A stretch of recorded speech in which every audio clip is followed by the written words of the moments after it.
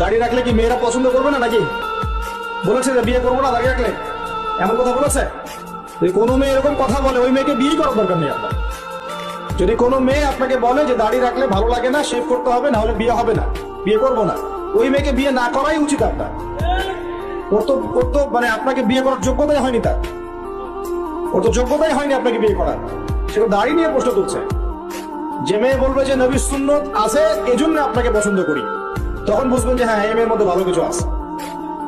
যেই মেয়ে দেখবে যে আপনি নামাজি কিনা, যেই মেয়ে দেখবে আপনি নামাজি কিনা, দাঁড়িয়ে আছে কিনা, ইমানদার কিনা, দিনের জন্য কিছু করেন কিনা, হালাল খান কিনা, ওই মেয়ে ইনশাল্লাহ আপনার ঘরে শান্তি দিবে। আর যেই মেয়ে আপনাকে দেখবে আপনার কত বড় সম্পত্তি, কতটা বড় জমি, কত বড় চাকরি, সুদ খান কিনা ওর কোনো আসা যায় না, টাকা হইলেই হইল, এগুলোকে ঘরে ঢুকালে অশান্তি আর অশান্তি। কি চাচ্ছেন, শান্তি না অশান্তি? নবী সাল্লাল্লাহু আলাইহি ওয়াসাল্লাম বলেছেন দিনদারিতা দেখে মেয়েদেরকে বিয়ে করো। কি দেখে?